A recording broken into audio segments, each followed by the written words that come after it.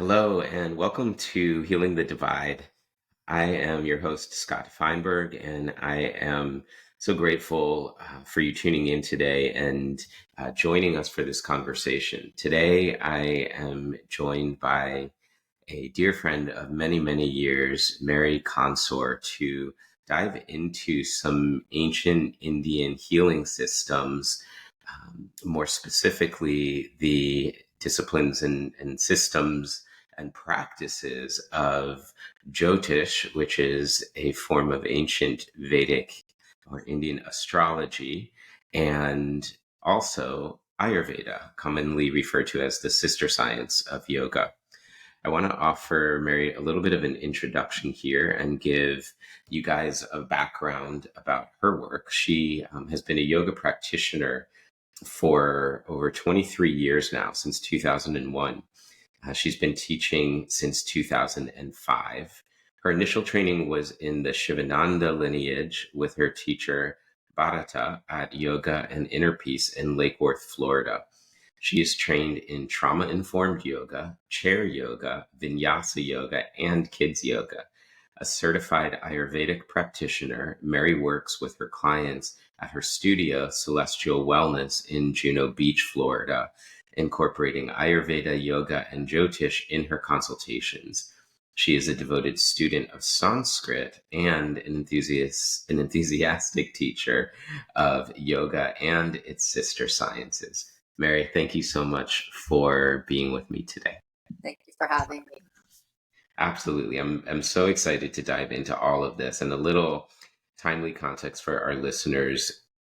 Um, so Meri and I both have yoga studios in the same town, and it's amazing because we have this incredible not only friendship but collaborative relationship. And Meri is currently teaching inside of our 300-hour advanced yoga teacher training modules on Ayurveda, Jyotish, and also Sanskrit, where we're looking at the actual letters and how to recognize symbols in the Devanagari script, and then looking at the euphonics and looking at all of these different elements of pronunciation and of this vibrational language. And it's really been an incredible experience to learn more about spaces I haven't known as much about with Jyotish, and going deeper into Ayurveda.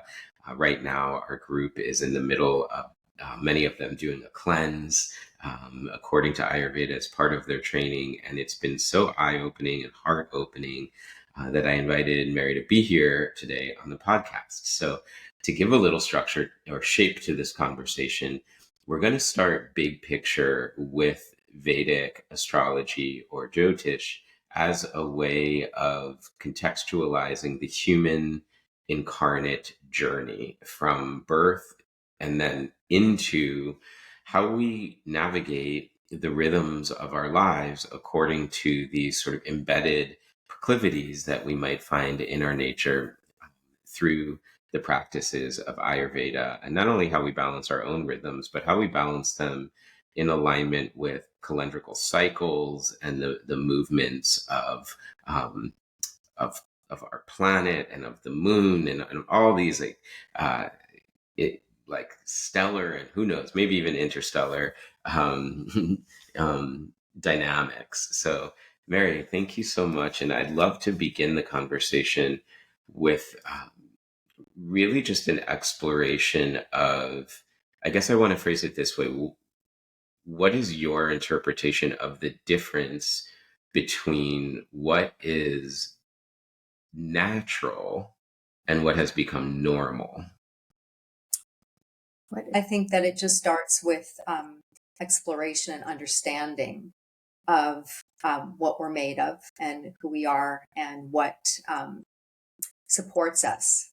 And from a dosha perspective, if that's where you're going, a lot of the things that become normal for us, we've kind of assimilated into our own experience, and they, although they're normal for us, they may not be what nature intends for us.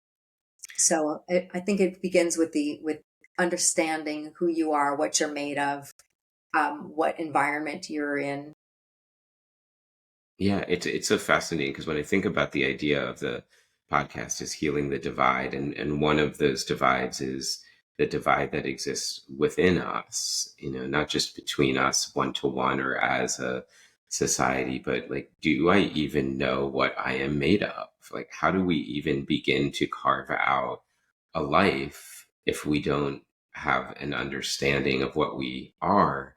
And so much of that feels hidden, even from whether it's our personality in the first few years of our life and how much is shaped, but it's sort of barricaded off from our memory, or what the universe was doing at the moment of our birth and how that may have informed our human experience. And I have always entered into this realm of spiritual inquiry with a certain sense of skepticism. And I've really leaned on it, not as cynicism, but as like almost like a strainer for things to pass through. So I've struggled a lot with things that are more like astrological or harder to touch and make connections.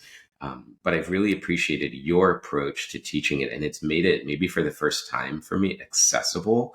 And so I'm really hoping that whether somebody is listening and is really like dialed into this, they get it, they're aligned, or they're like, I don't know if this one's for me.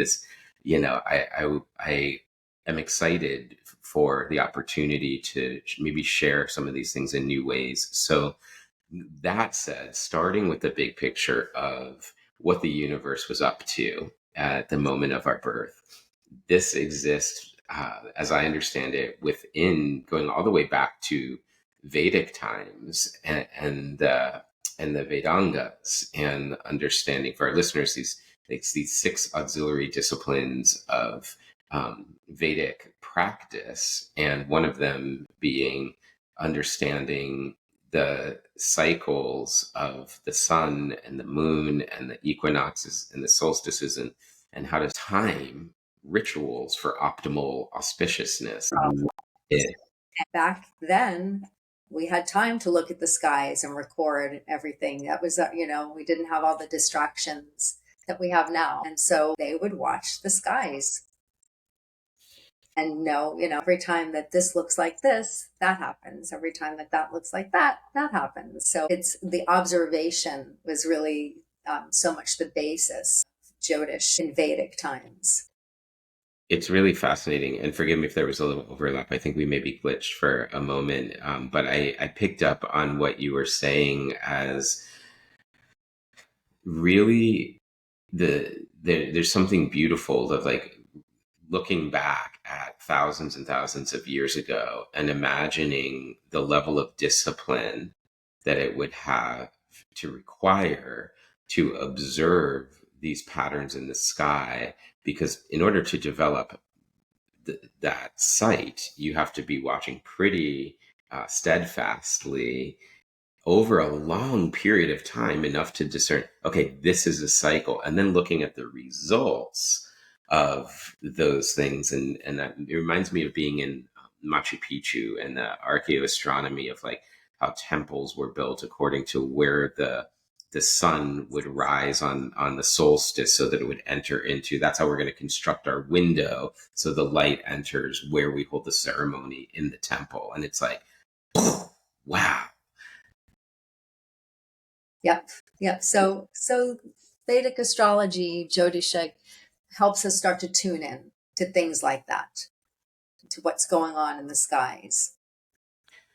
What's your understanding of how one would begin to correlate a relationship from what's happening on in the celestial realm? I can understand how those implications would flow through to the planet and to things like weather systems and more like naturally occurring experiences in the material dimension.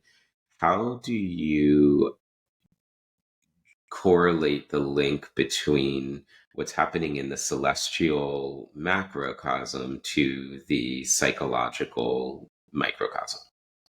In an individual, are you talking about? Yes. Oh, yes. So in an individual, we all have what's known as a birth chart, a natal chart.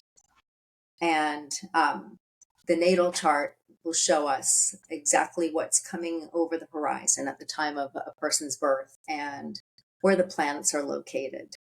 And this provides for us kind of a window to the skies. Hmm. So I may have a Jyotish chart. Do you have a Jyotish chart to show just? I have the one that you did for me. So if you're watching on YouTube, you can look at this. It kind of looks almost like an argyle-y pattern. Yeah, so that's a window to the sky at the time that Scott was born. And that diamond on the top is the eastern horizon, what's rising on the eastern horizon.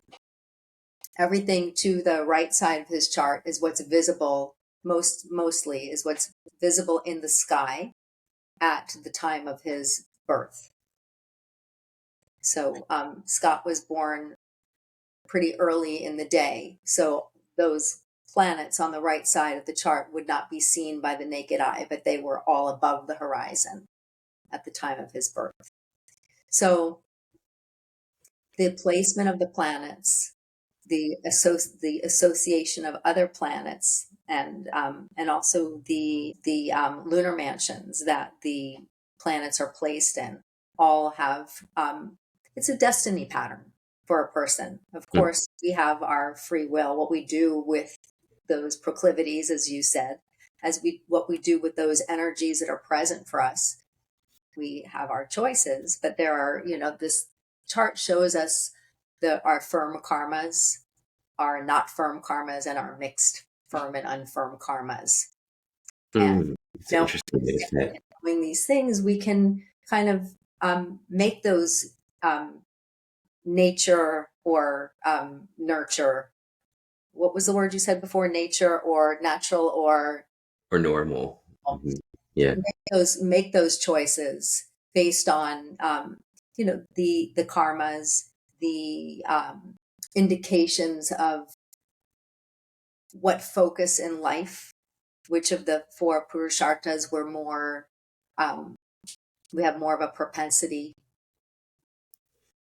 for. Can you define Purusharthas for our listeners? Sure, there's four of them, and they're the aims of life. So we have Dharma as the first purushartha, which of course is kind of a cornerstone for all the purusharthas because it's about doing things the right way, doing things with um, with heart, with intention, with the good of everyone and everything.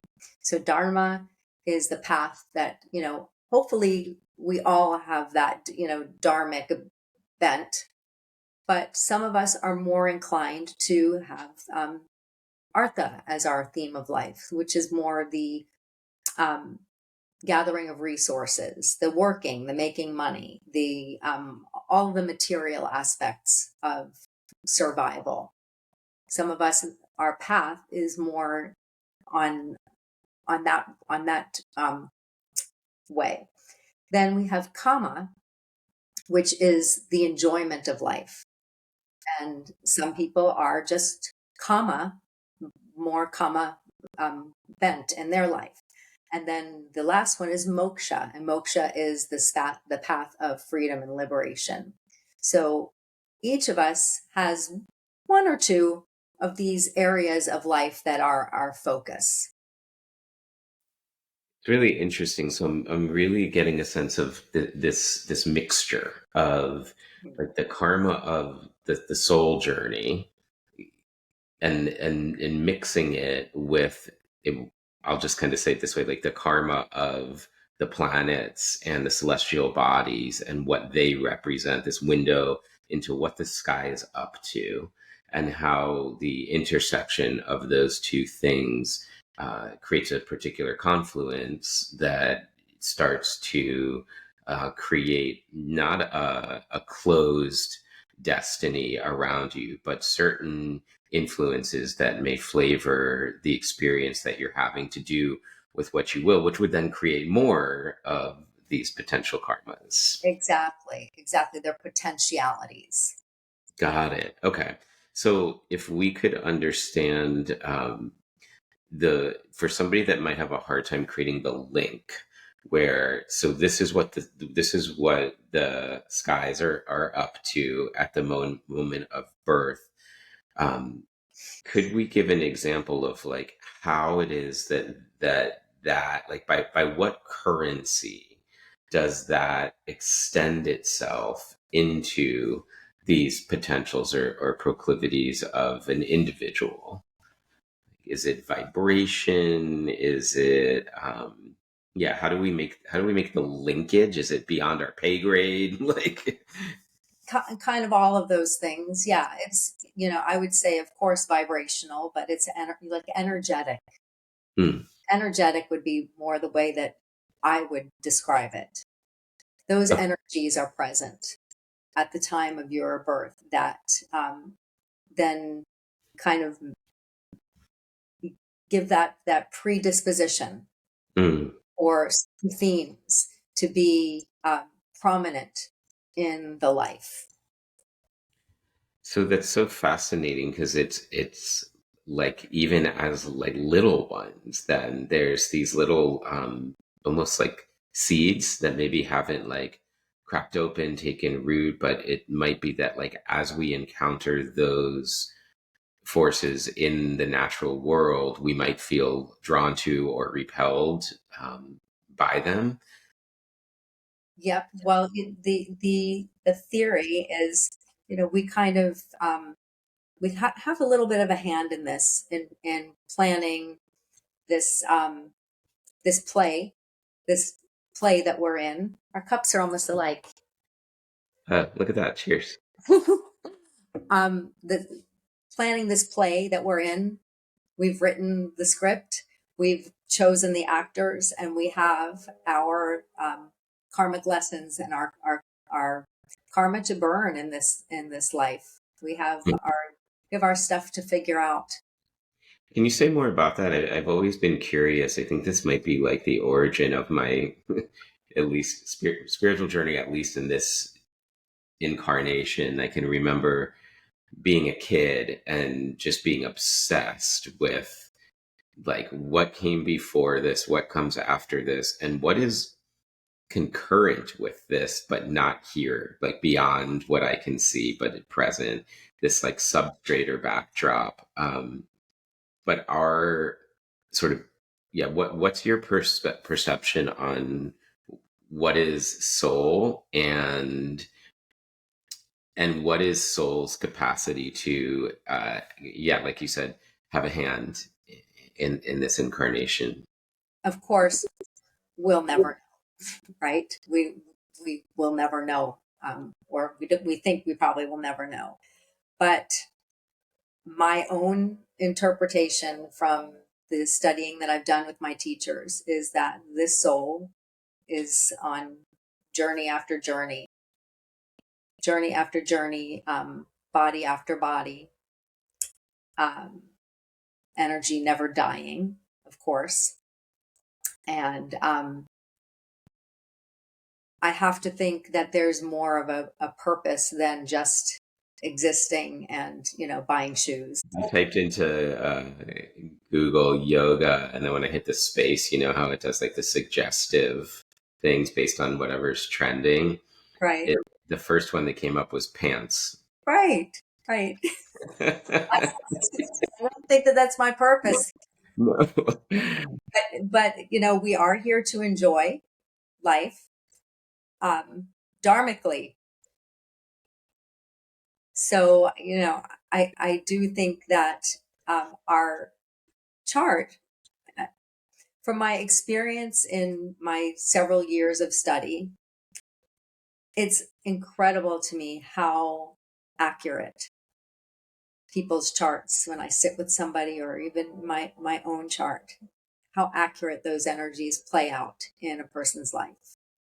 You know, I think that's one of the ways that we can acts as validation is being that like curious skeptic that's like, okay, well, it's not provable by the accepted instruments of science. So let's put that out there, right? Because it's speaking about something that is metaphysical. It's bigger than physical. So if we try to measure it with the physical, it's not going to be able to be confirmed by those instruments.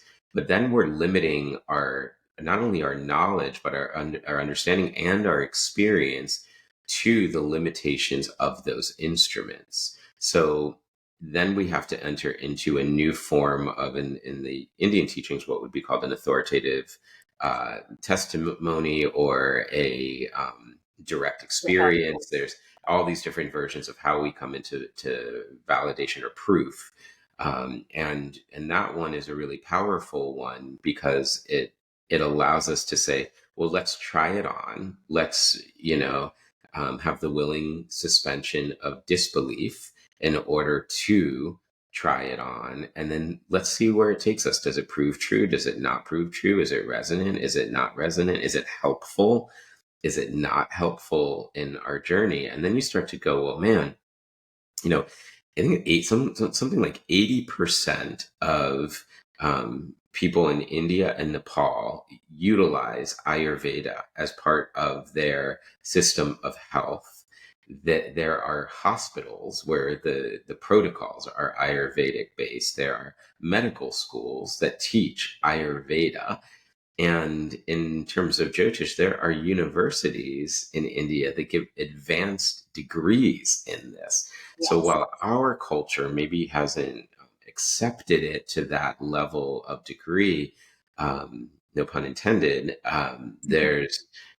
there is acceptance, and I can't imagine that those institutions I'm not a big fan of. I have a definitely anti-authoritarian streak in me, but given that, when I see an institution accept something, a good example would be all of the insurance companies in the United States of America accepting acupuncture as a treatment that they'll cover. And I'm like, wait, hold up. That's based on meridians.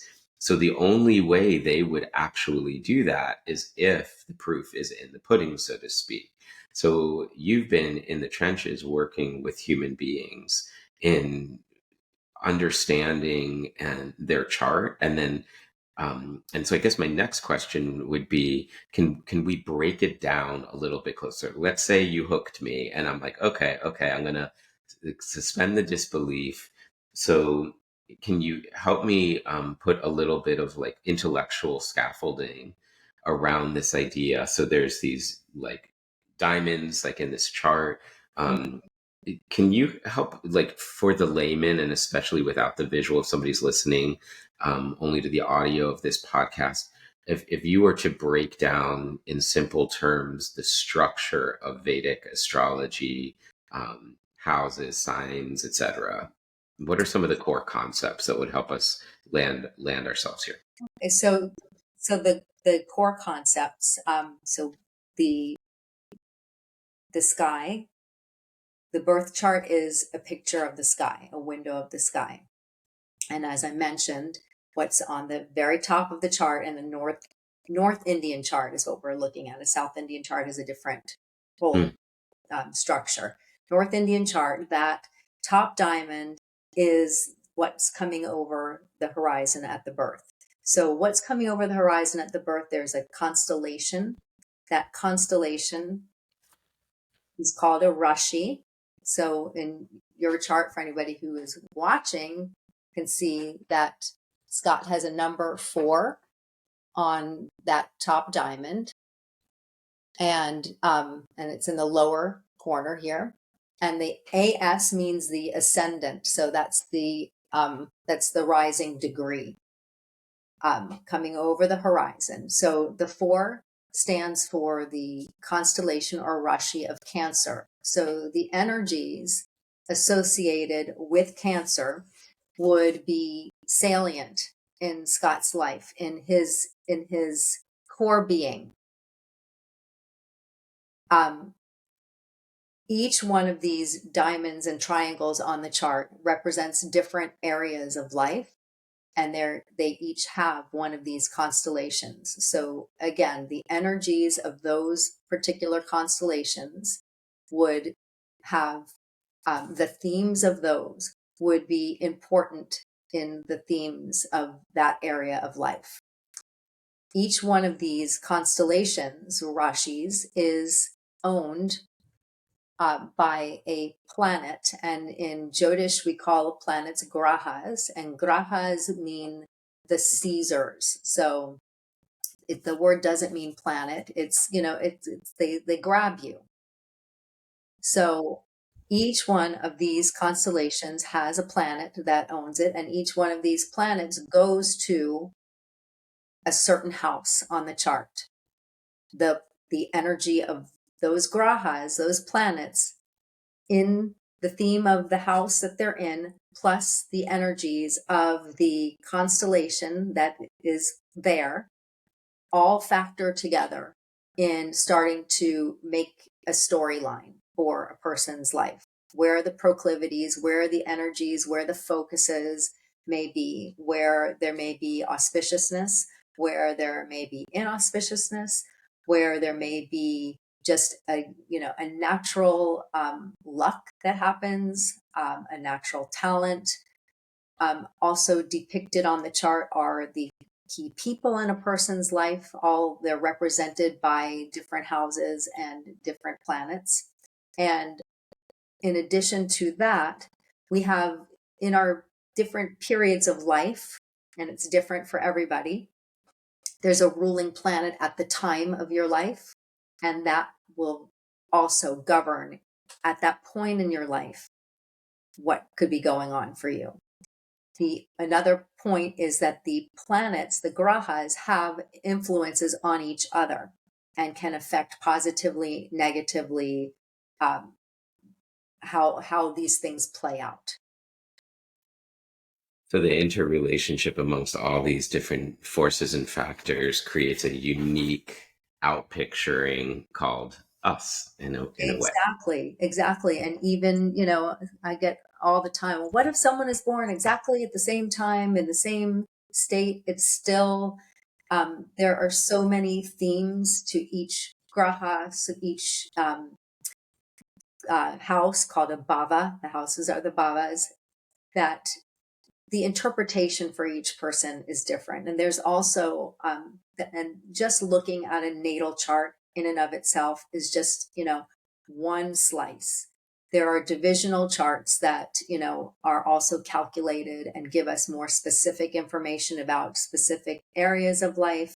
Again, the planet that's ruling at the time, which that can change. If someone is born within a minute of another person that I mentioned, that can completely be a different picture. Yeah, So, not to mention your understanding and the way you articulated the nature of soul going from body to body to body as if it was like a person changing outfits day after day after day, but on a macro scale.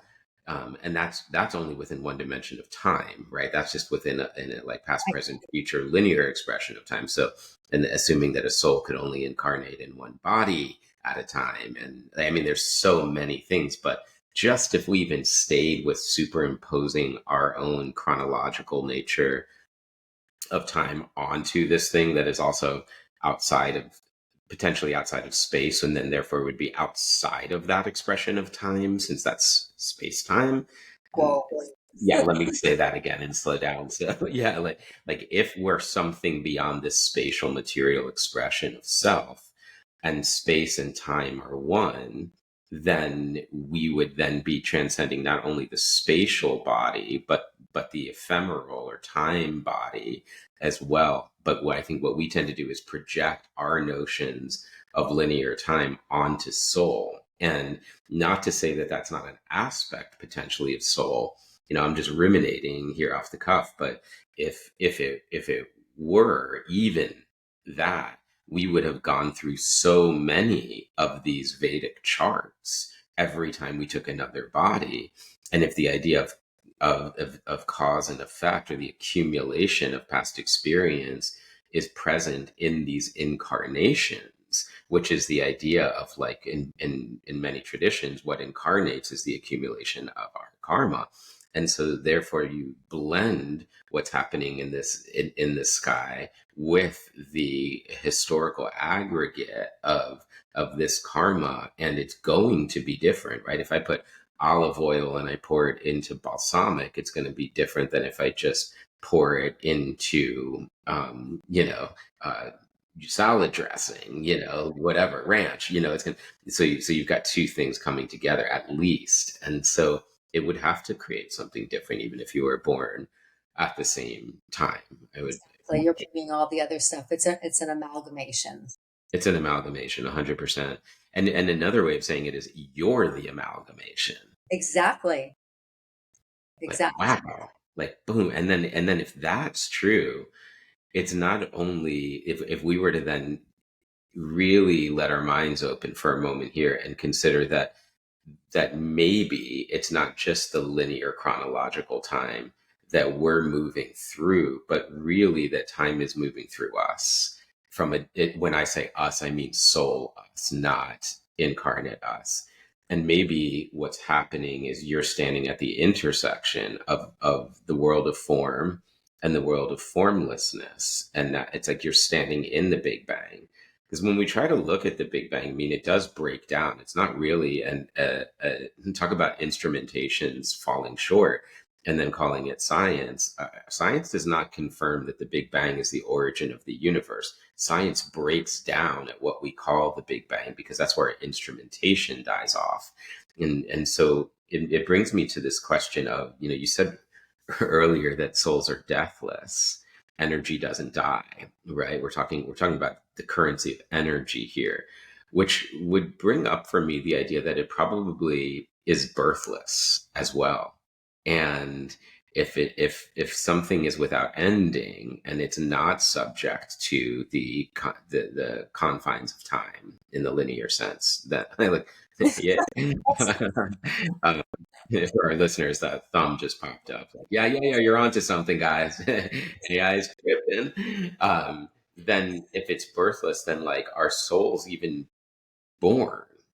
Like, how does that happen, right? If we were to take out the idea of origin and cessation, then everything just is, and yet there's this movement, this proliferation happening, and so that's the idea I think of like Brahman in Indian terms, like this sort of like seed point of like the totality of all that is, that doesn't begin, doesn't end, always is, and you are that. It's like, wow, that's really cool. I mean, mm. Yep. We are not born. We don't die. So okay, so steering us back into this current of we come into this world, this is what's happening in the structure of the cosmos. It's embedding us with particular potentialities, and then we enter into the stream of life.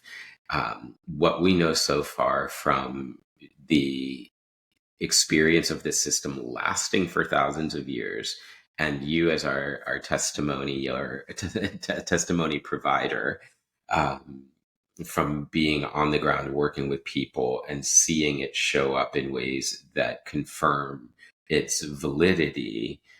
If somebody was listening to this and they were like, okay, how do I figure this out? And how do I take it from interesting conversation to practical application? What would you suggest they do? Well, you have to experience it to make your own judgment. So go get a Jyotish reading. Go sit with the Jyotishi and see what. Um, Well, listen, they're not on every corner. I'm lucky. You live down the street. So where does one go to find this? Are there online resources? Where's a good starting point we can direct people towards? there's some wonderful books, of course. David Frawley has written a lot of wonderful books. That my teacher's teacher, Hart Defoe, has written Light on Life, which is probably the most authoritative book. And maybe I'm saying that from a bias, but um, in our lineage, that's kind of the Bible. There is, of course, Shastra, which is the old texts. that may be a little bit hard for a beginner to really dig into. So someone just wanting to learn about this, I wouldn't direct you there, you know, immediately. There's tons of great books, and I would probably go with the reading rather than looking online for too much, because there's so many crazy opinions out there. My teacher is always warning us about not relying on, what we find out on the internet, and staying kind of pure about what we're learning. Yeah, it's fascinating. One of the systems that it has, I've had a similar experience with, like just eye opening. Wow, this has been so helpful in my journey. Has been Enneagram, and and I look forward to a future episode about that.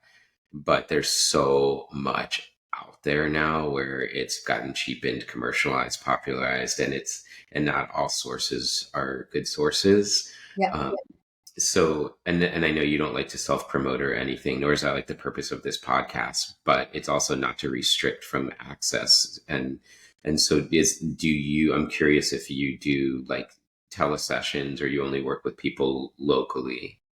I work with most people via Zoom. Okay, cool. So that's a resource right there for people that feel resonant with I you. want to, yeah. How do we I guess I want to backtrack this beginning of the sentence here. I had an experience once that this is what it like genuinely opened me to this, and it's going to be out there, so like caveat, disclaimer, all the things, like proceed at your own uh discernment here, because it's going to be a little esoteric for a moment. Not that we didn't already like completely jump through that, but here we go. It's funny because you should never do this. If you're a podcaster, don't ever read the comments on the YouTube and everything. But I was reading some of them on their like RFK podcast, um, and somebody said you got to like drop all the new age diarrhea at the beginning, and there's so many woke words like acknowledgement and trauma. I was like, woo, I don't know, man. I mean, I'm not like the uber woke person. I have my critiques, but I think we need to acknowledge trauma if we're gonna have a real conversation. So it is cool. We're all in different spaces with it. Don't read the comments. But anyway, here we go. It's gonna be the Uber version of that. But this is a true story, Mary, and to our listeners. I wake up one morning. It's probably, I don't know, like one of those early morning, like you wake up almost in the middle of the night, but it's close to the morning, like 4 to 5 a.m. kind of things. And I hear what feels like it's inside of a empty, hollow, that what I saw visually, but internally was black, just all black and really clear, empty. And the only thing, like, so the idea is like I was not in a busy dream. Let me say that. I was not in like a story of any sort, just totally like I'm dropped into some deep, profound meditation in some like archaic, like cave somewhere. And I just hear, and almost like echoing through the cave walls. And this is distinctly an Indian man's voice going, Ishta Devata, Ishta Devata, Ishta Devata, Ishta Devata. And it's just repeating, like it is on repeat enough till it like brings me like into like wakefulness. I sit up, and in an Indian accent, I go, Ishta Devata. And I'm like, what the heck was that? It was like I literally sat up in my bed, and I heard, and I'm like jarred out of sleep. And I'm like, what did I don't even know these words. I've not heard these words before.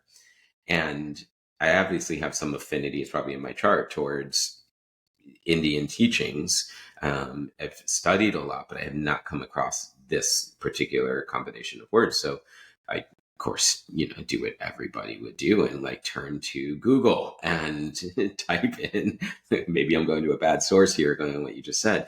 But I don't have any books, and I don't have any resources, and I don't even know what this word means. So I just want to look up the word, and it tells me that there are particular deities and particular mantras, or not even like full on chants, but like what are called bija mantras, like seed vibrations that the universe is echoing out at the moment of your birth. And that will feel like a resonance to you that that if you were to chant it as a practice, even internally and silently, recalibrate you to that air quotes natural state of what feels like home to your soul level prior to all the air quotes normal. And I was like, wow, I need to like find this. And that's how I came across Jyotish. And I'd already been studying yoga before, but hadn't turned over that stone. So, what's your take on that story and on Ishta Devata? And is that something that you do support people in connecting to what that birth mantra might be, or would that be in a different lineage? I have not formally yet studied Ishtadevata, but from what I know of it, first of all, what I make of your dream is to find your Ishtadevata. Duh. I Right? mean, come on, right? We're not going to not do that So, after that kind of an experience. Yeah. so from I believe, nobody quote me on this, although I'm quoting myself on it right now, that the Ishtadevata has to do with the deity um, of your where your moon is placed. Hmm. So we'll have to look it up and see.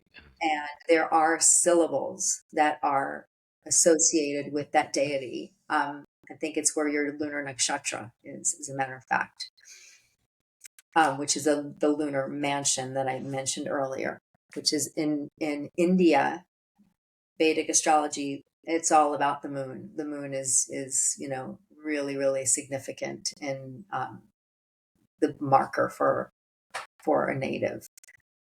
So Mm, so that Ishtadevata is finding who that deity is, the seed, the bija mantra, and to practice that. That's your focal point of let's use the word worship. beautiful. I love the inclusion of that devotional quality or property, and so that could look like if I'm sitting down for my morning meditation practice, which I like to do, and we're going to get into daily rituals in a little bit, but maybe my meditation is centered on that, or maybe just includes that for a little while. I use mine as almost like an on ramp sometimes, and then if so kind of similar to like the Vedic meditation or TM styles of like wearing it loosely and not tightening focus on it, but letting it just sort of percolate in the consciousness. A good friend of mine and meditation teacher, hopefully have on here one day, Matt Cardone, teaches it like if because it's natural, we find it charming, Mm-hmm. and there's and that allure sort of pulls us towards it, so we don't need to tighten our focus around something that has a deep resonance. And um, and he describes it like you go to a party, and imagine like you and your beloved are go to a party together, but then you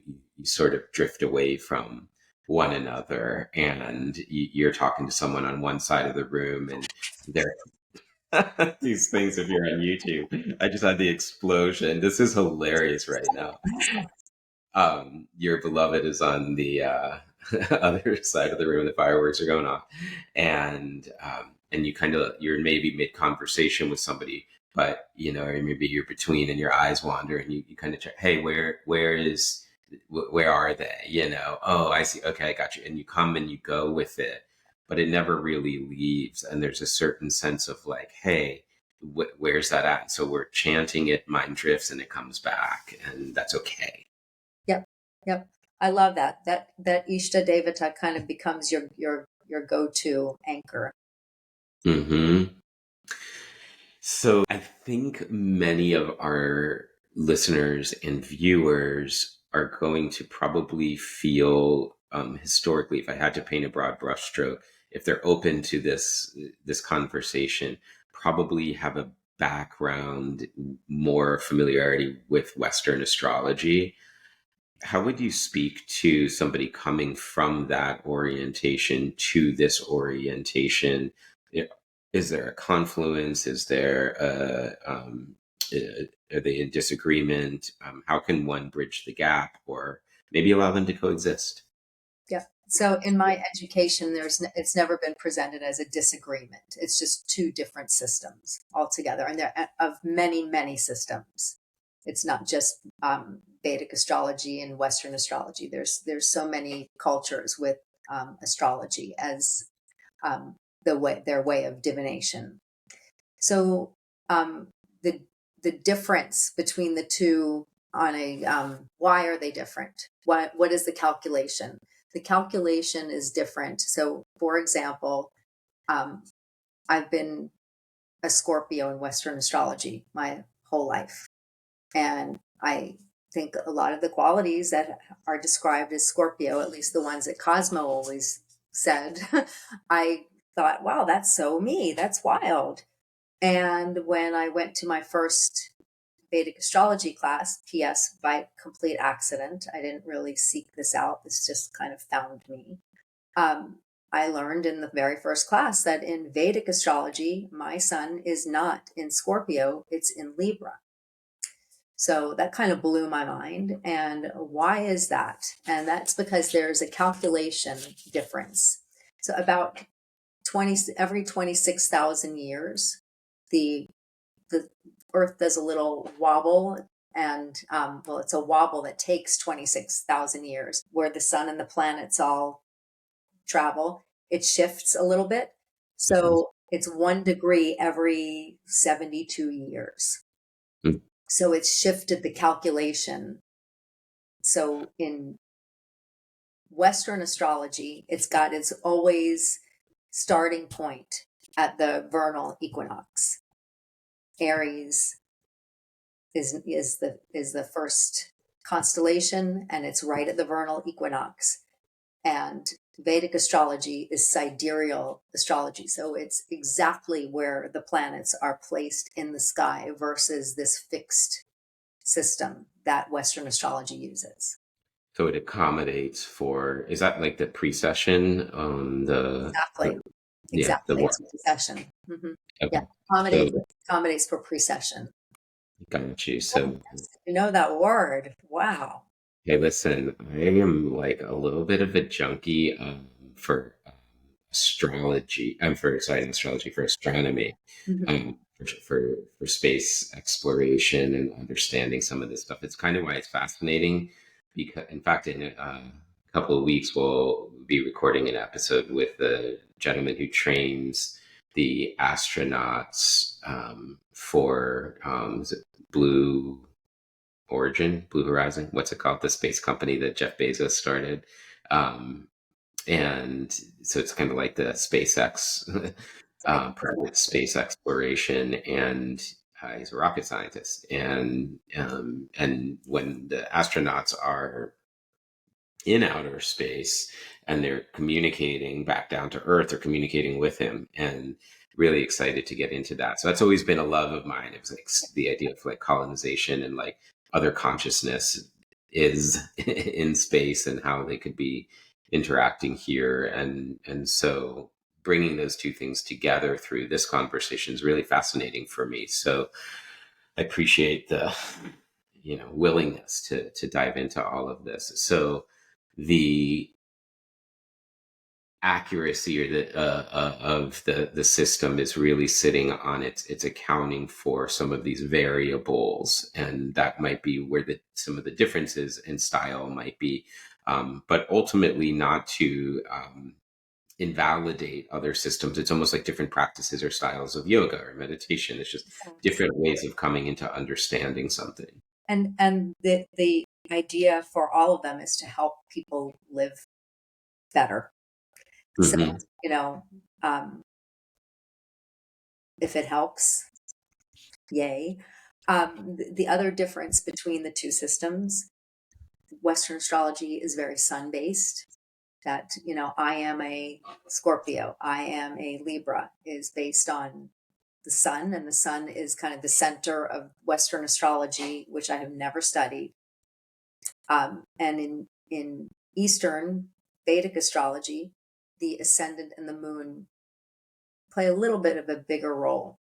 The sun is Hmm. still, obviously and that's the other difference that I think is that every planet in a Vedic chart has, is looked at, has, extreme importance in, not to say that it's not in Western astrology that way, but the pop culture part of Western astrology is all about where is your sun? What's your sun? Yeah. What's your sun sign? What's your sign? We don't really have that parallel. Hmm.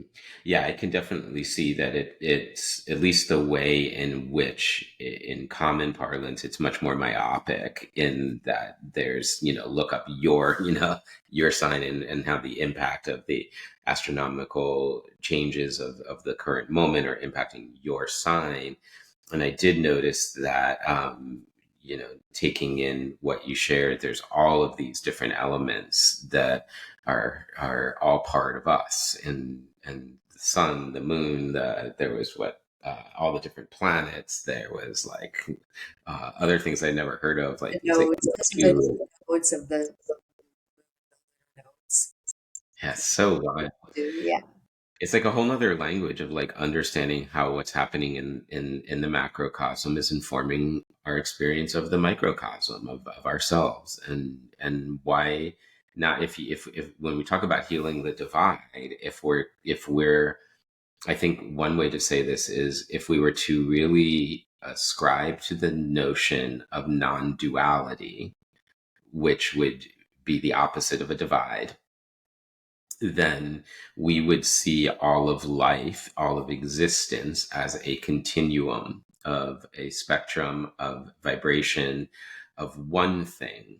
In a similar way that like a muscle becomes a tendon, becomes a bone, we don't have a muscle and a tendon and a bone. We have one tissue that shapeshifts according to various densities of frequency. And then we expanded that not just to be the environment of this particular planet to which we have a physical gravitational connection to, but if we understand that the moon is gravitationally connected as well, and that we're all orbiting around the sun, and that's one of many, at least, and you start to extend the fabric of self wider to include a non dual tapestry of the whole, and the understanding that if you affect any one aspect, or any one aspect is impacted in a particular way, it would then express itself out through that totality, which includes you. Then, from that standpoint, it starts to not feel illogical or irrational, maybe trans-rational, that it challenges our rationality and our like typical conventional ways of thinking things, but not particularly pre-rational. But it's interesting because it has its origins in ancient times, where we might say, hey, that's pseudoscience, hey, that's pre-rational. Um, but it is also, as I understand, like evolved over time as well. And so, yeah, what are your thoughts on that? Sciences. They're living sciences. So that's why, we are still practicing them today. They're, they grow to change with us, with our world, with our civilization, with our relationship with the earth, with the skies, with each other. It's so amazing. It expands the sense of selfhood. Even as I'm sitting here in this moment, taking this conversation in, and the parts of me psychologically that might get defensive or feel threatened or project, and like all these things that feel susceptible to harm or loss, when we realize what we truly are in the deepest sense, that it is unthreatenable and it is fundamentally secure, and I think it's in the recognition of that our dharma is clarified, our karma like is given space. When we say karma again, meaning joy, desire, like we're freed up to experience the fullness of life when we're not so encumbered by false identification with the more maybe again normal air quotes normative aspects of the human condition. So this said, if we could move the conversation in the second half here to Ayurveda. Okay, I'm going to give you a good segue for that. And that Yeah. is that in the Jyotish chart, we can often identify dosha, which is the constitution of a person, physical constitution, and also physical tendencies, disease tendencies that can be in a person, birth traumas, things that are in the physical life of a person. So that being said, as an Ayurvedic practitioner, I use the Jyotish chart with my clients, consulting with my clients to see what's going on, what can be going on with the health, what clues can I get to understand their prakriti, what phase of life are they in right now, mentally, where their strengths and weaknesses could be, what their family relationships might look like, what their work satisfaction might be, to help me help themselves, heal themselves. Can you define for our listeners who may not be familiar the term you just used, prakriti? The prakriti, thank you, is our constitution that we came in this body to have.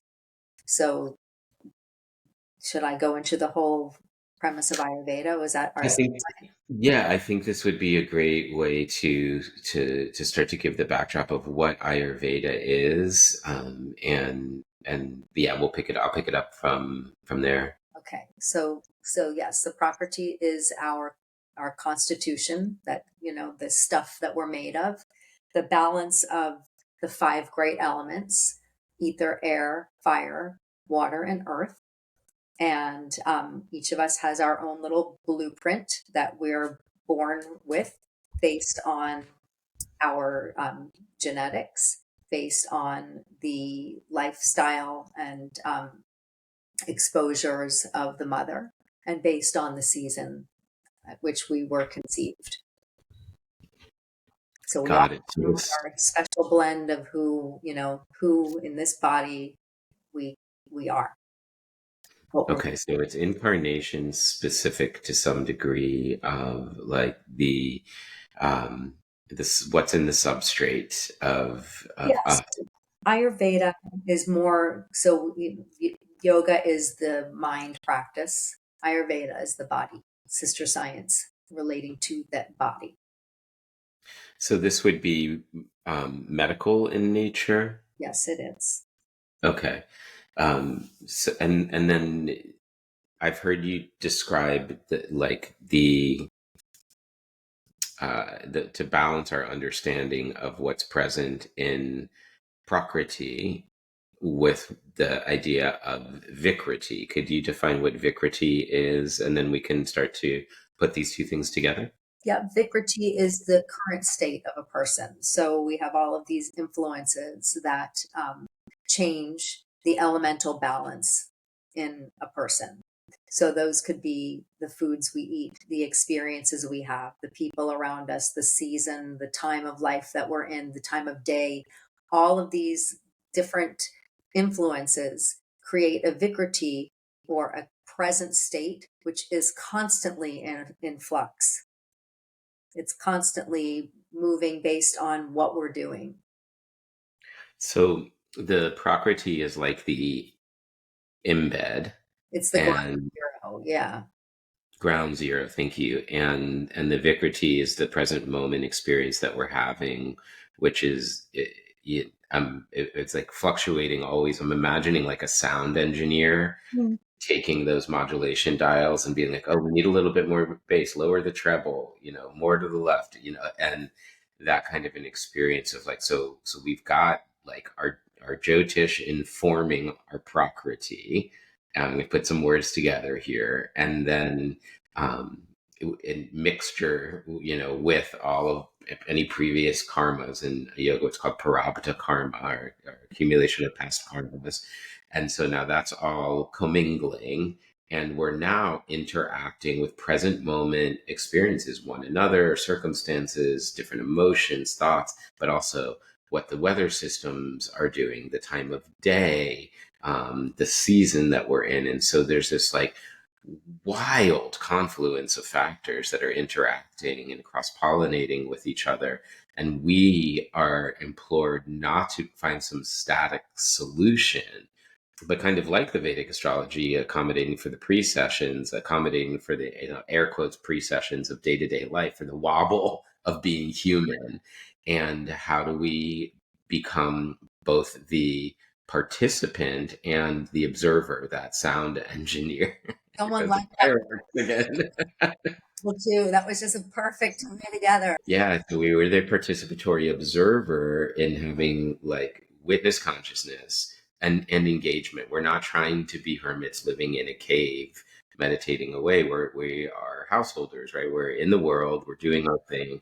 And for most of us here that are probably tuning into the pod are living in the United States of America. And of course, that is really, based in consumerism and identification with the material life. And so to start to open up to these aspects of consciousness while not turning away from the material life, but to stay engaged with it, is the razor's edge practice. And so as we can tune more into a greater sense of refinement with these aspects of our constitution in the experiential application, I would imagine, empowers us to live a more fulfilling, aligned, balanced, meaningful life.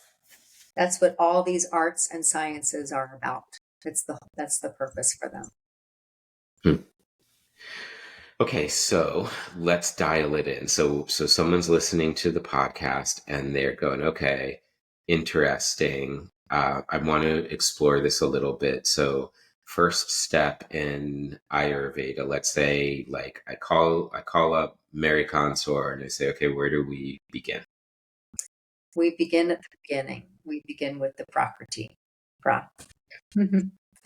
So understanding what our Prakriti is can give us an indication of what things we have to watch out for. So the Prakriti of a person is called their dosha. And the dosha is what that special blend of elements is for an individual. The word dosha in Sanskrit means fault. So actually a dosha, rather than, again, this is another time to be wary about what you learn on the internet or what you read on the internet, because it's kind of like, what's your dosha thing? It's your dosha is where your flaws, where your faults are, what your disease propensity is. Mm. I So almost heard it like a fault line, yeah, like not putting the psychological overlay, but there's just like a crack in like the natural thing. And yeah, I don't know how that lands for you, but I do see that in Enneagram. People will go, I'm a 9, I'm a 4. And it's like, no, that's what you're not. That's what's gone out of, right, essence. We right, say personality constricts essence, but essence informs personality. And so it's like, it's kind of telling you what you're not, right. or where you diverge from self. Or where you can anyway, where there's a little bit more for the bucket to spill over. Well said. You Thank know, you. um, everybody is all the elements, because if we don't have them, we don't function as a body. So to just break that down, ether and air combined make the dosha called vata, which is the wind element, the movement principle in the body and the mind.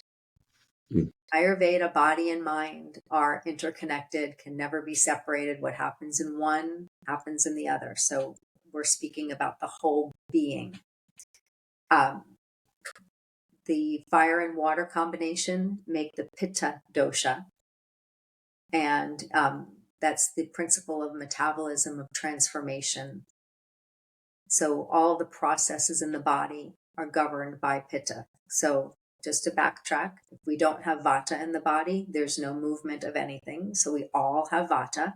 If we don't have pitta, we have no processes happening. We all have pitta. And the third dosha is called kapha.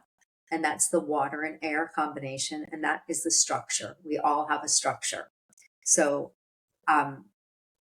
someone who has more vata in them, who has a vata property, is going to be someone with more of this movement and space in their being.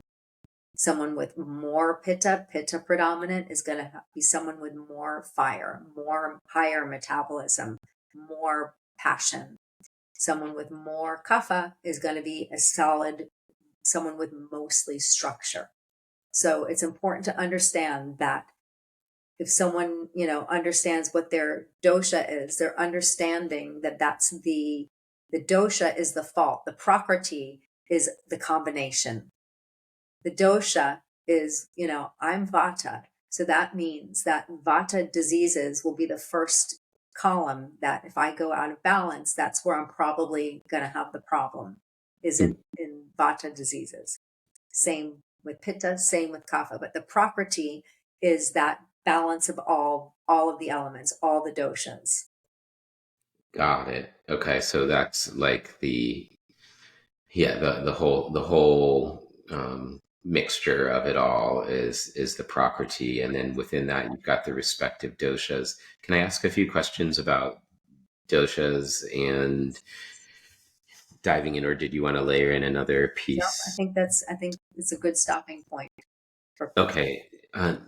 Yeah, thank you so much for the clarity and breaking down the three doshas that, again, to mirror back something and draw out. This is where, if we're most likely to tend or towards moving out of balance, and where we would first see it in our system. So if we were in like the diagnostics of it, we would look for particular trends in our behavior, and or in our what's actually manifesting in Right. our bodies, as well. So so the vata dosha, it governs movement, and then the pitta dosha governs process, and those are landing like a little synonymous for me. I'm having a hard time maybe identifying the distinction.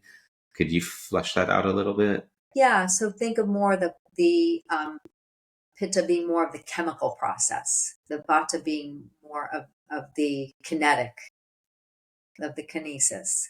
So the pitta being more like metabolism, digestion, processing of thoughts, and where vata mentally would be more just the movement of thoughts, not so much of the interpreting of I the understand. That's very helpful. Yes. Okay.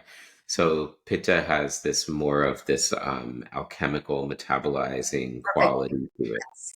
Okay. That's really, really helpful. Thank you. And then, yeah, kinetic is a great word to help me understand vata.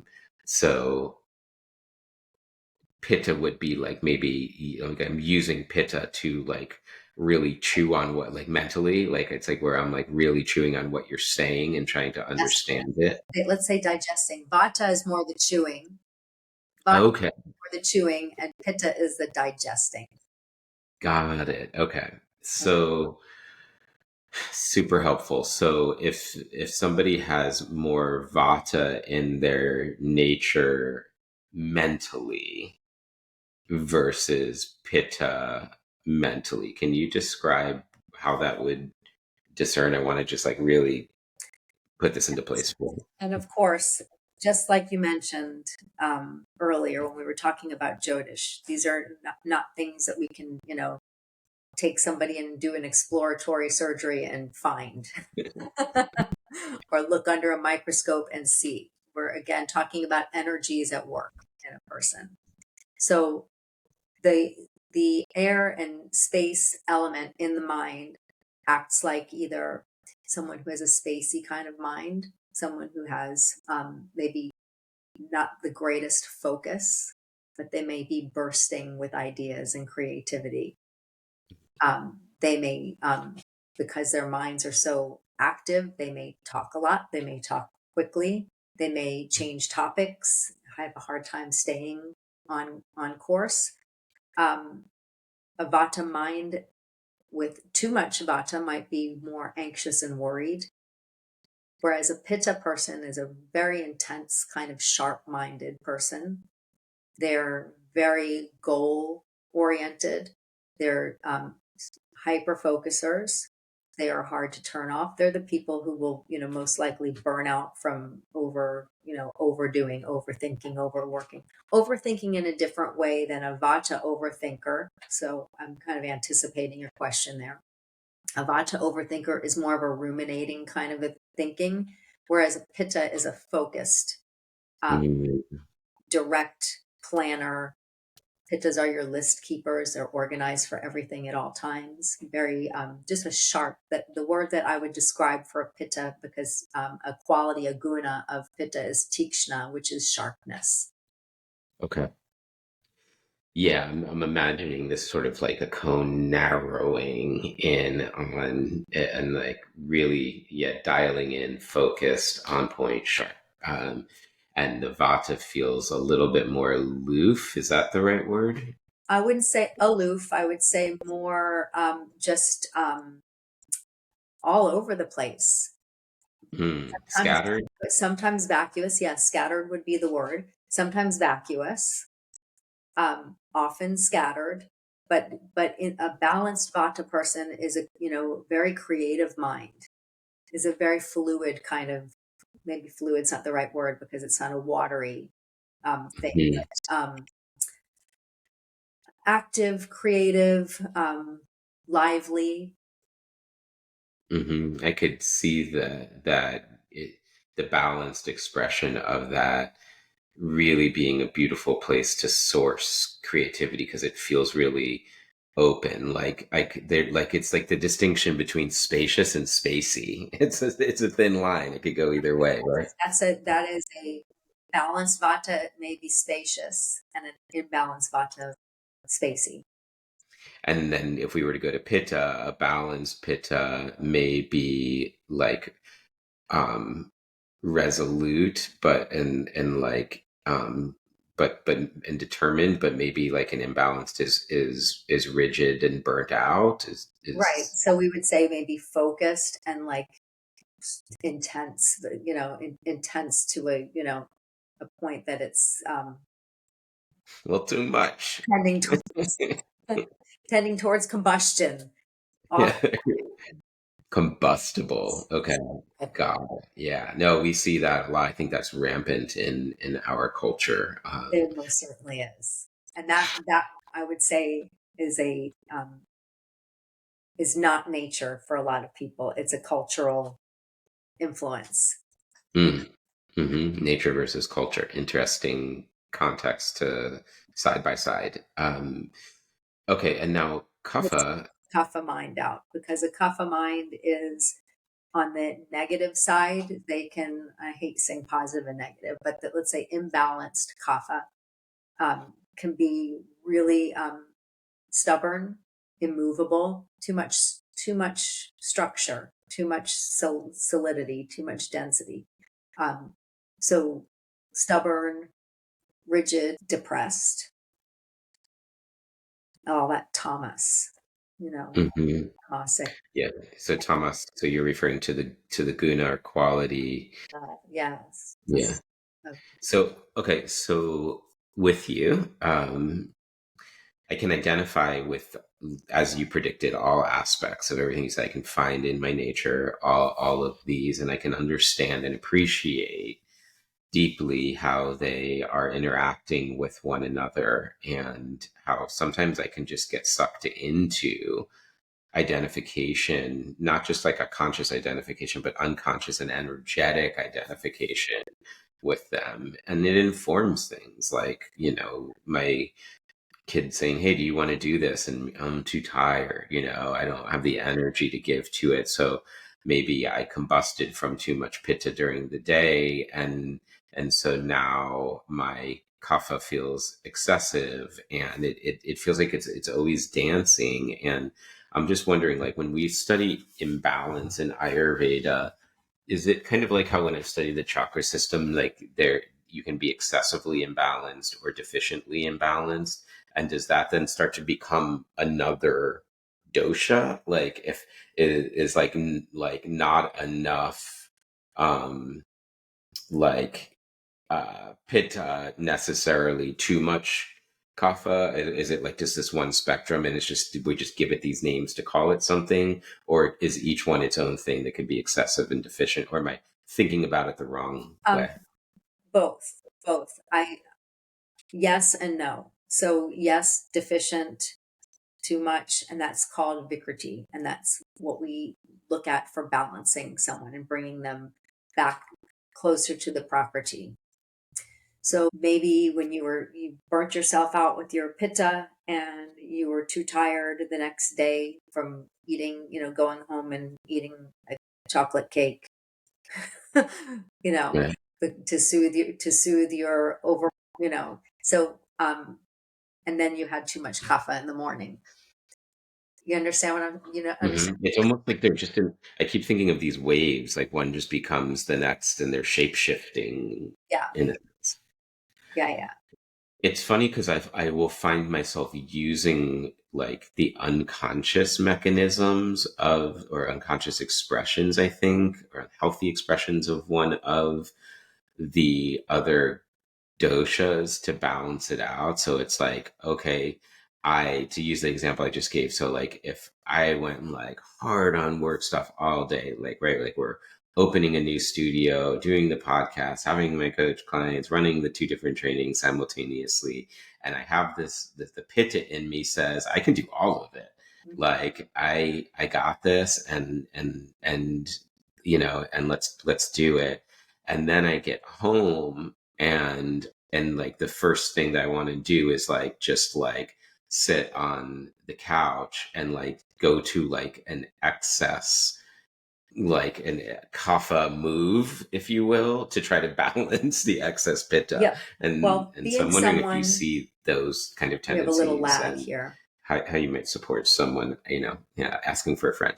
Yeah, we just had a little lag there, but I think I heard everything that you said. We just had one of those things.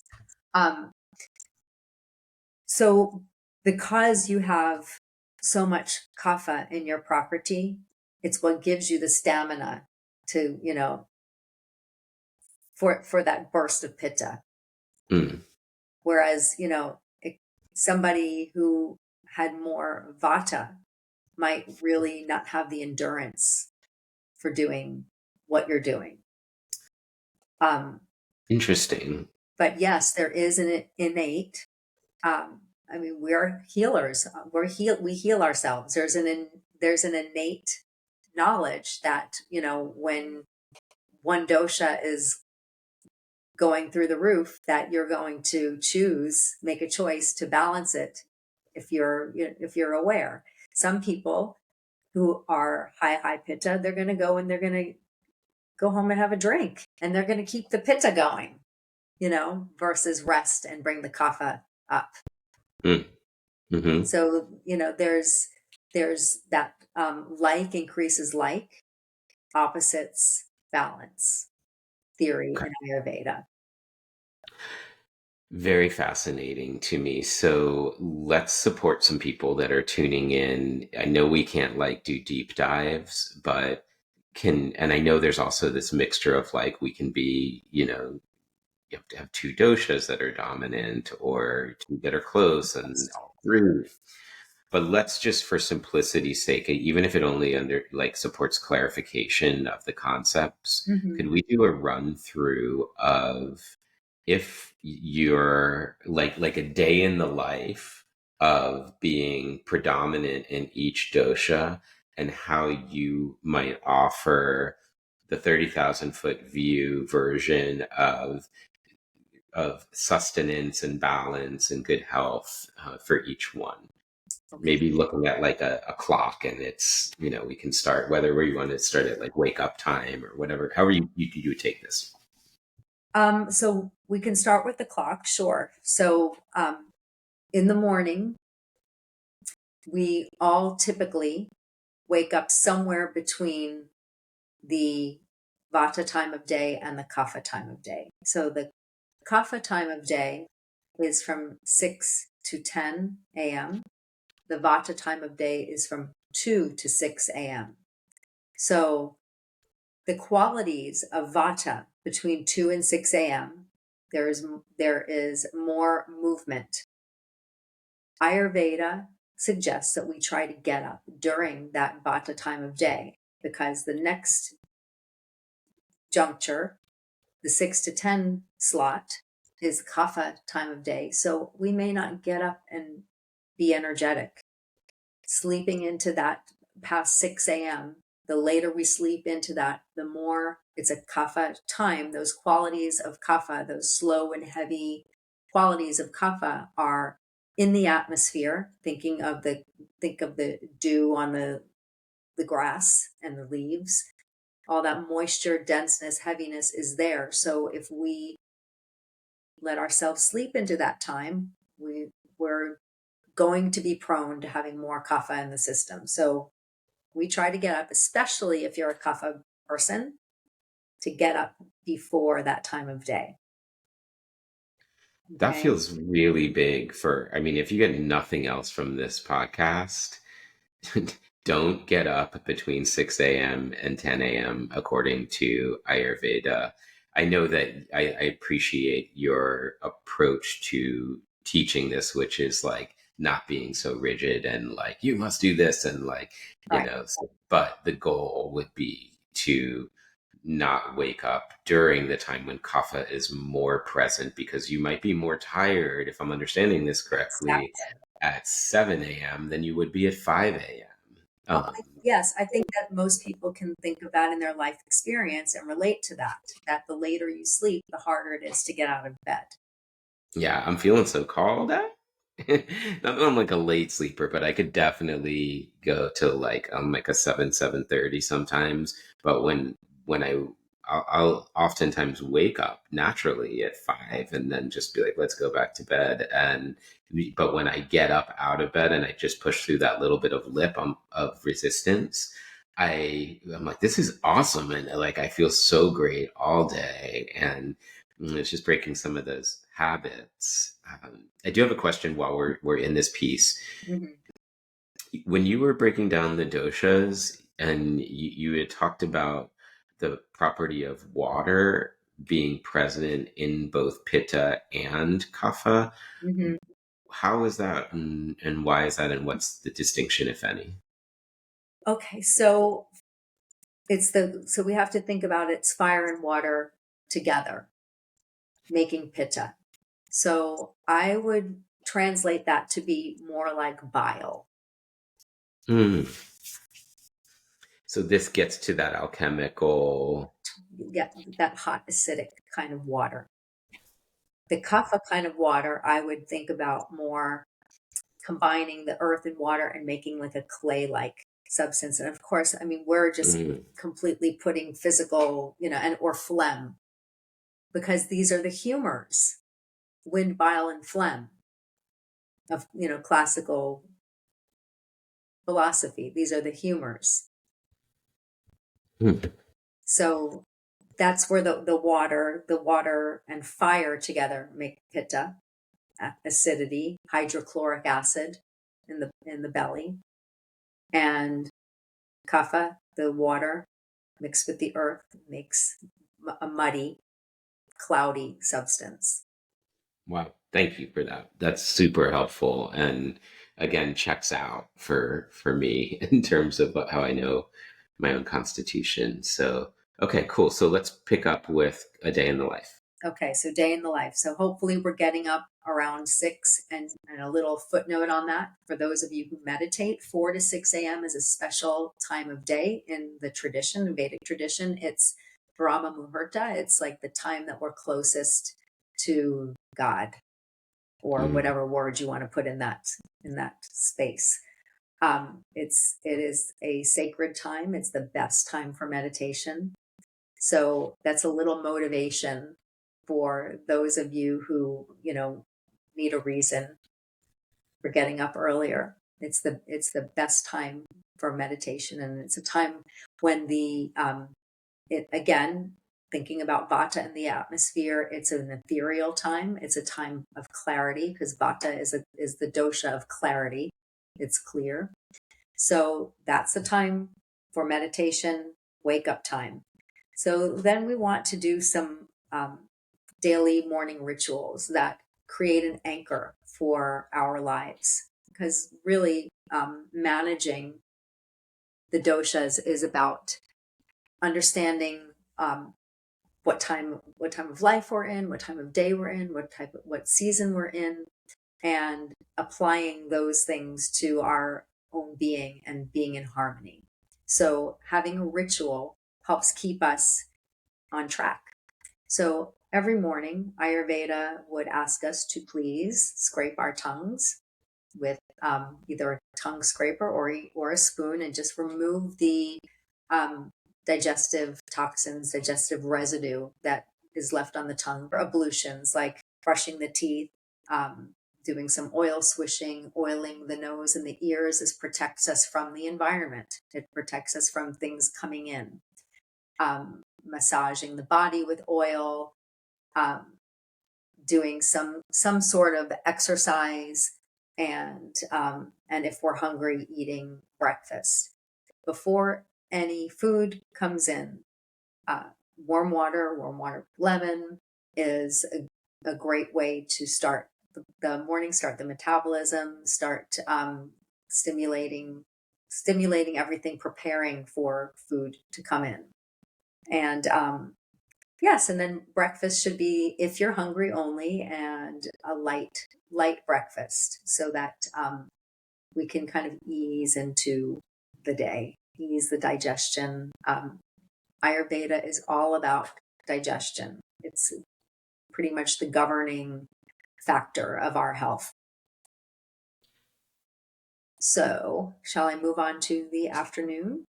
Yeah, I'm Okay. thinking Then for after breakfast, we're going to do our work. We're going to have our daily work. And at this point of the day, as kapha starts to come down around 10 a.m., the pitta starts to rise. And this is a very active time of day when pitta is alive and well. And we can get all of our stuff done. We can have a sharp mind. We can be industrious.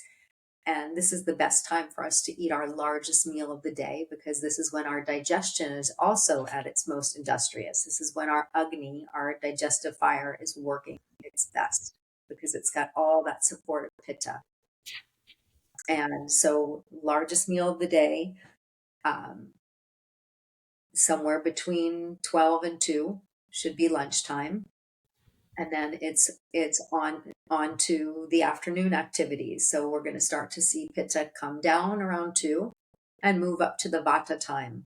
So again, we have the support of the atmosphere, all of this movement, and it's the time that we maybe have some creative bursts coming in the late afternoon, early into the evening. And it's also the time when we start to, think about and prepare our dinner. So we have, that little creative aspect coming into play as well. Dinner time should be as much as we can, again, before we get into the kapha time of day, because once kapha starts, then everything slows down, digestion slows down, everything just comes to a little bit of a halt. So eating the dinner time while it's still vata time will ensure that we're moving the food. Dinner should not be a heavy meal. Dinner should be lighter than lunch, and then evening activities, a little walk or some movement after dinner, because now we're in the kapha time again. We're in that more stagnant kind of time. So some movement will help our digestion as we move into that time. And then the bedtime rituals, maybe rubbing some oil on the feet or taking a warm bath, winding down, and hoping to get into bed before 10 o'clock, before the kapha time has ended. Because if we stay up much later than that, we start cycling around to pitta time again, 10 to 2, 10 p.m. to 2 a.m. If we're active into that time of day, I'm sure everybody can relate to this, you get a second wind, and then it's really hard to shut down. So what Ayurveda is asking us to do is just to live in harmony with what's going on around us, to notice and be part of what's happening in nature. So beautiful. Thank you for that depiction of a day. It's really powerful to consider trying it on just in my mind as you were describing it. Um, I really like the 10 to 6, and you still get 8 hours sleep. 10 feels late enough for, I'm just going to my like conditioned urges, you know, Right. 10 feels late enough. 6 feels like early, but not too early. It doesn't feel like the ask is too big to take on. So 10 to 6 feels totally doable. And for my own nature, I don't know that 8 hours honestly serves me. Sometimes I do better with like 6, Right. and really taking that Brahma Muhurta and then going like, okay, I'm going to do 10 to 4, or even 10 to 5 and get 7 hours, and then really wake up with ease. Sometimes a question I had as I was trying it on is like, because I have probably a predominance of kapha, but like towing close behind is pitta and then vata. It's like they're not too far away from one another. Mhm. But even though that if I wake up in those vata hours, um, meditation can feel maybe challenging because I don't have enough alertness, that it's like feels almost too proximal to sleep. So I've realized if I'm going to meditate, a couple of things that are helpful for me is to get out of my bed, and ideally to get outside. If I can sit out on the porch at that time of day, I can feel the elements that are present versus like being closed off in my house Mhm. and not being able to feel that nature. And I'll always feel, as soon as I go outside is the moment it kicks in and goes, ooh, this feels nice. Yeah. You know, and grateful I have dogs. So like I take them out when I get up early, and that helps me wake up in a way that feels much more natural. Yes. So one thing you mentioned that I wanted to bring out. So when we take into account our predominant dosha, how much sleep we need varies. So for a kapha person, you're absolutely on point that you don't need generally 8 hours of sleep. Okay. Okay, so sleep is something that makes kapha in our bodies. So kapha people, sorry to tell you, you're the ones who want to take a nap during the day, but it does not help you to take a nap. It will make you less energetic. Mm. The kapha person is the person who could stay up a little past into kapha time because they into pitta time because they need a little bit of that. They already have enough kapha. So a kapha person could be that one who stays up to 11 or 12 and still gets enough sleep and is able to shut down because they have the kapha in their constitution that enables them. A pitta person is going to be like, let me just do one more thing. Let me just do one more thing before I go to bed. Okay, one more thing on the list. I've got to get it done. And then I'm going to go to sleep. And then just that doesn't happen then until we're almost in the wee hours because that Mm. pitta just drives them. So I think the broader takeaway is how our doshas interact with the um, like when those doshas as sort of more macro properties are present within nature. So what you described as that day in the life cycle, how where are the variables that intervene? Is it like the type of oil, the type of food, etc.? Yes. So yes, types of food. Um, People with a vata predominance are going to go to balance their vata. They're going to eat tastes that are sweet, salty, and sour as their predominant tastes. I think you're talking and I can't hear you. Scott, can you hear me? Okay. On my screen, you're talking still. Okay. So vata is going to focus on the tastes of sweet, salty, and sour as the main tastes. Vata is going to, for balancing their dosha, look to eat things that are a little bit heavier with enough oils, warming oils like sesame, olive oil. They're going to reduce intake of raw foods, which have a lot of air and space element in them. They're very hard to digest. A vata digestion is generally a delicate digestion.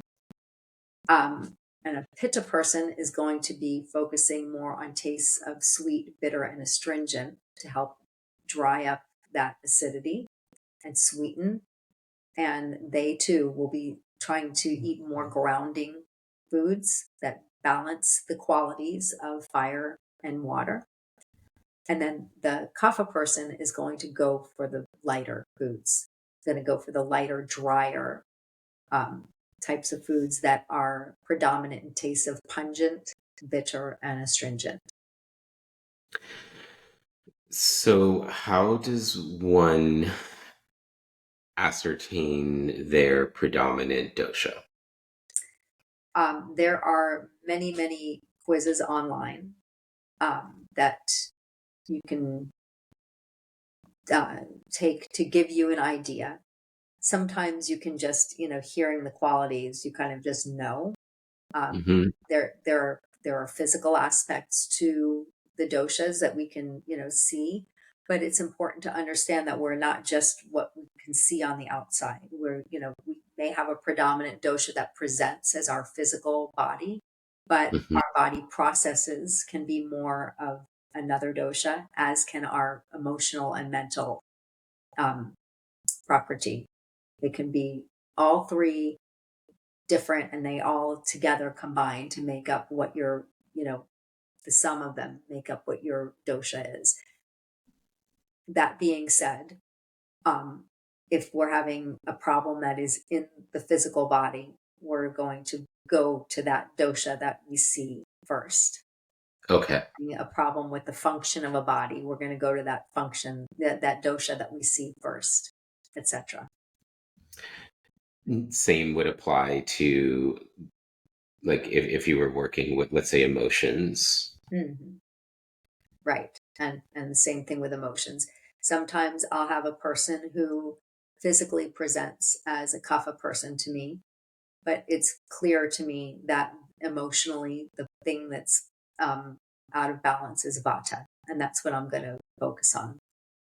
So interesting to really see that body, heart, mind, and which dosha might be predominant in different ones. Like podcasting is great for my pitta because I can like really, um, you know, and for my vata, actually in my kapha, because the endurance of the long form, the movement, which would be the kapha, the digestion of what's being shared and processing feels very pitta-y, and then moving through the conversation, I guess, feels vata-y to me, maybe why I like it. But I'm also present to the fact that I'm not literally moving my physical body right now, so I'm in like more of an excess kapha when it comes to the physical aspect. And I start to look at my day to day and my planning of it. I'm going, where am I moving my body? today other than from like seat to car,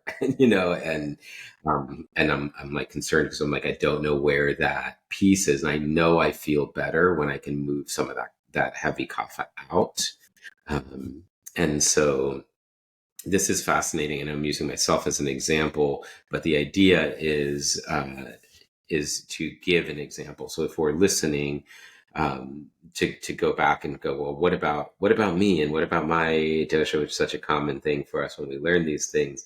I know you said to go online and look. I also heard you say like there's like online can be tough for things. Is there certain resources that are So connected to Ayurveda?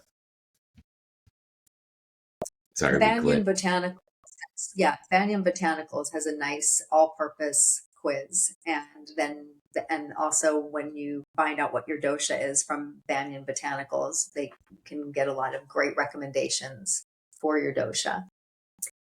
I'm trying to think where else you can contact me. I'll tell you what your dosha is. Yeah.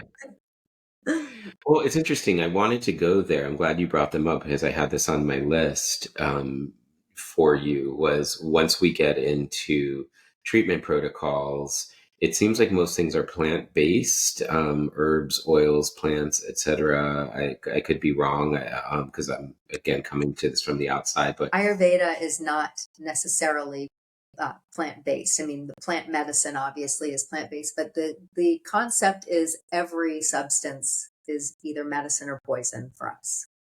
I love that. Sometimes I'm vegan, but sometimes in classical Ayurveda, meat is prescribed for someone who needs to put kapha on, who needs to build bulk.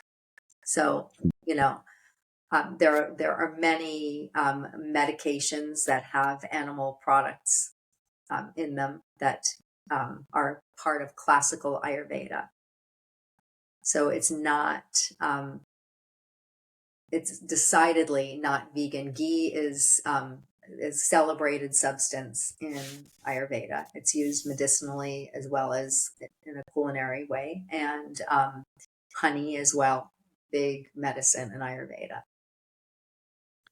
So once somebody is able to establish what their predominant dosha is, and then they'll from that glean a deeper understanding of what where like increases like, and therefore maybe what to avoid if those things are coming out of balance, which would be the tendency, and then where we would want to go to the opposite in order to move towards balance. And then if we were to take that and put it into the framework of the daily ritual, the day in the life, we would work within the constructs that are present within nature and then choose the types of foods, also the types of practices, right? Could you speak a little bit about, let's say, working out, meditating, or yoga? How does dosha inform practices? Sure, the dosha who benefits the most from strenuous physical activity, hold your ears, Scott, is I kapha. already, I already knew it. So kapha needs the movement. Kapha needs the because a lot of being kapha is stagnating. You know, there's that stillness. Things need to move, and so any physical activity is going to reduce kapha. So the kapha person has the endurance. They have usually the musculature. If they're, you know, a lean type of kapha, they're the ones who are best suited for strenuous exercise. Pitta people are the ones who want to do the strenuous exercise. They're driven. They're the go-getters, and often they can, as everything else that Pitta is susceptible to, is overdoing it, and all of that fire can be wasting to a person. So Pitta people need a lower intensity. They could still have a strong workout, but a lower intensity, and even work to being less mentally intense and less rigid and less competitive, because that's their natural inclination. Vata people do much better movements that are soft and sweet and have a little bit of an artistic feel to them.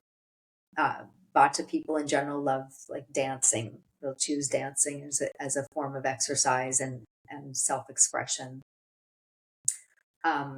Yoga wise, we work with different doshas as far as where the gaze is set.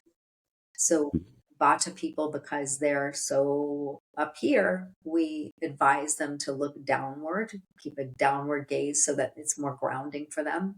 Pitta people, we advise a soft gaze at the horizon. So just really trying to find that, that balanced place. And Kapha people, if they lift the gaze up, it lifts the energy. Where the eyes go, it really affects where the energy is.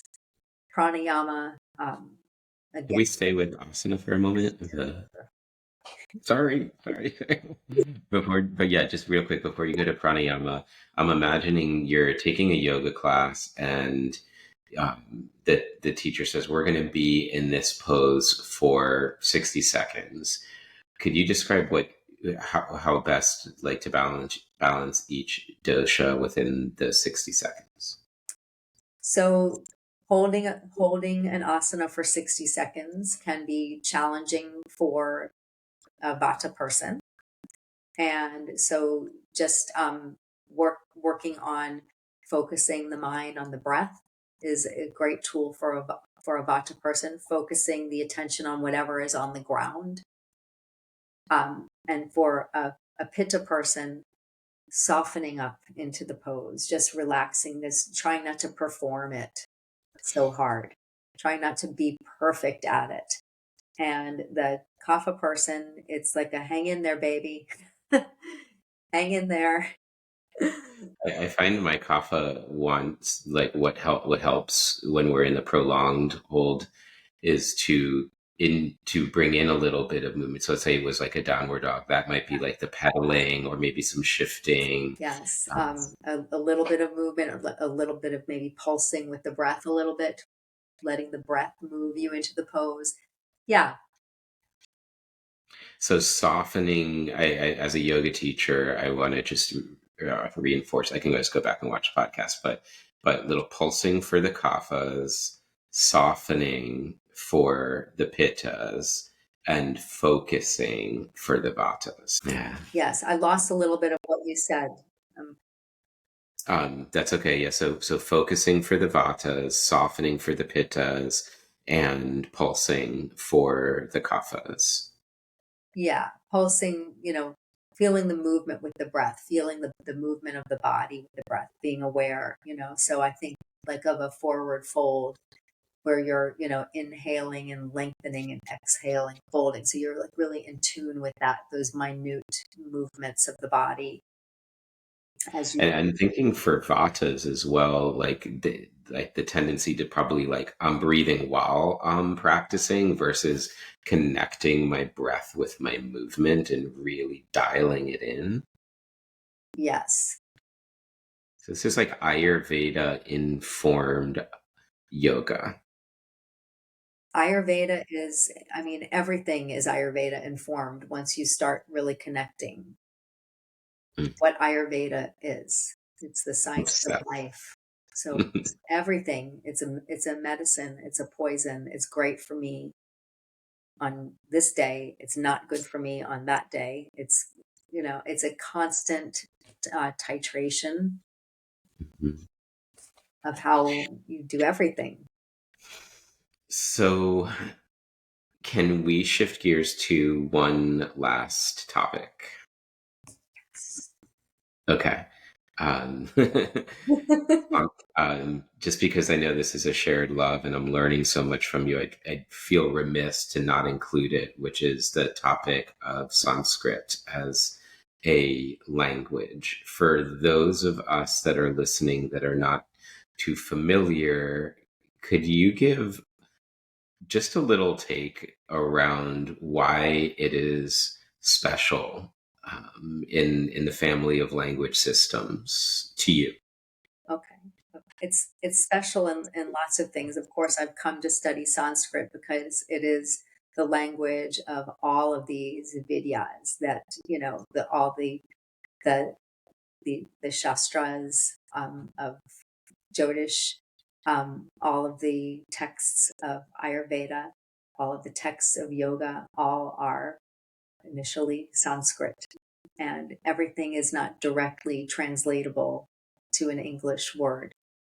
The vibrational quality of Sanskrit, learning Sanskrit is just, I don't even have a word to describe how that's affected me.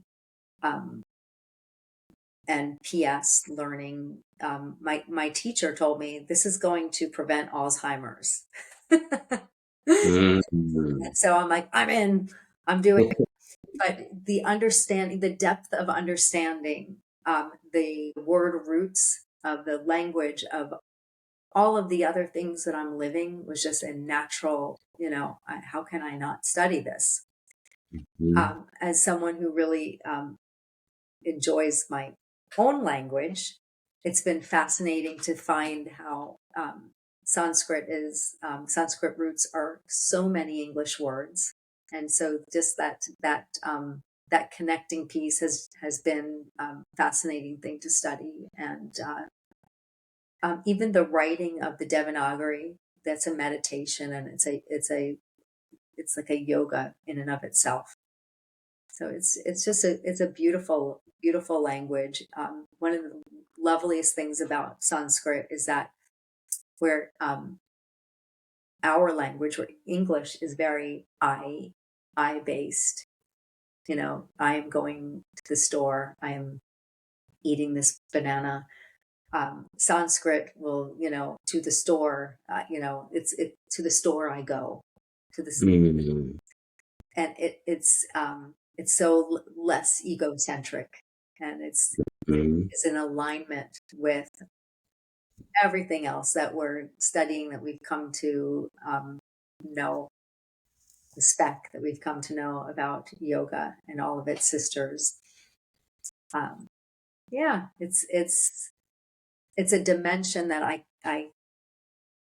can't leave out if I'm going to really understand. It's interesting to me that in our studies of Sanskrit, there's aspects of it that are understanding etymology or the roots of the words. There are aspects of it that are about the pronunciation of the words, and there's aspects of it that are about the prosody or the meter of how we construct sentences. And it goes right into this beautiful rhythm. And here's this language, right? This root language. Even there's that rit, Sanskrit, Prakriti, Vikruti, like, so when we have this language that is root to so many of our other Indo-European languages, I think it behooves us to study it. And one of the things that has inspired me in studying with you, and actually I'm going to pause myself and say, can you define for people, before I say what I'm going to say, the word Devanagari? Because I just heard you use it a moment ago. I want to make sure people don't feel lost. It's the language of the gods.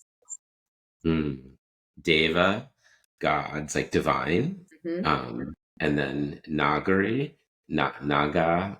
Uh, um, so is that connected to language? I know Nada, or I don't not know. sure. Okay. No, I don't It's important to say when we don't know. So the word Sanskrit, so sam, with, or same, and crit, create. So the word itself for the language means with creation. right. Right. Wow. And it's considered, and another definition is just like perfection. Yeah, I mean that would make sense, So right? Sanskrit is considered the polished jewel. Mm. I don't know if you've come across this, Mary, but there's this technology. I forget what the actual name of it is, but it can project the image of a sound. Have you seen this before? I have seen it in your teacher trainings. You've described this to us about the vibration, how it's actually you can see. So tell us again. Yeah, it's super cool for our listeners to check out. You can just search this up on YouTube. A couple of neat things are like in most languages, if you speak them, it just doesn't generate any sort of geometrical coherence. But for the languages of Hebrew and Sanskrit, it does. And that's really Isn't it Latin also does that? you know what? I'm not sure. That might be one worth looking up. But what I have seen is how we can get something visual and structural in form, three dimensional in form, out of something that is more formless, right? Sound is that in between space. We say, in that first there was the word, or we say in yoga about the om, and it's just like, wow, for something to go from the unmanifest to the manifest. Sound is both. Like, you can't hold it in your hand, but you can all hear it, and it's here, and we can agree that it's here. And so it has elements of formlessness and form, which is so fascinating. But this particular form that means with creation in polished jewel, you all of a sudden express it. And what happens is the three-dimensional reality contorts in a geometrically coherent way to represent shapes. And wow, imagine what that's doing to the molecular structures of your body or to the environment. And so here was this ancient language that essentially codes the environment around it when it goes from formlessness out into form. And we talk about the Big Bang, we're it, and it's coming in the form of Sanskrit, which interestingly, the sound of Om, even if you put like dried, like uncooked rice on a drum head, because it holds vibratory like expression, then it will reshape the vibration of you chanting, not banging the drum with your hands, just chanting near it will move all the pieces of rice into an actual circle. And fascinatingly, and that is on YouTube that you can go and check out. But also interestingly, there is in the CMBR, going back to space for a moment, which is the cosmic microwave background radiation, the capacity to hear history. We can actually hear everything going back to the Big Bang. And when you tune into the Big Bang, it literally sounds like an ohm. And so, wow, right? Full circle. And you start to look at all these words. It's not just the meaning that they inscribe for our intellects, but they're put in these Devanagaris. These are like the symbols, not like the letters in English. So you have these ancient zip files, like Fibonacci coding inside of these symbols. And when you crack open the symbol and express the sound of it, it generates the experience of the thing that the meaning is pointing to. And then you look at the word, and the word means with creation. It's just like, okay. Yeah. Wow. I mean, how are we not lit up by that? And how, like, definitely we should study this, right? And get to know it a little bit better and see what it brings into our world. So that said, is there anything else that you would like to plant here, to live here in this podcast? Anything that feels like we didn't get to that's on your heart? I think we got to it all. And I even learned a lot being interviewed. I've learned a lot as well. And I hope that you guys tuning in and listening or watching this on YouTube are learning a lot too. Um, and I appreciate the openness to maybe enter into some territories that could feel unfamiliar and new. How exciting is that we get to open our minds and try on some new things and just see what the impact of them are, and let that impact be the testament of its value for us. And I know I've received value, and Meri, I know you have received value, and you give this value out to people to really extract something from ancient times and practices and put it within modern context to support healing the divide. So thank you for the work that you're doing, and thank you for joining me today. Thank you for having me. Absolutely. Bye. Bye.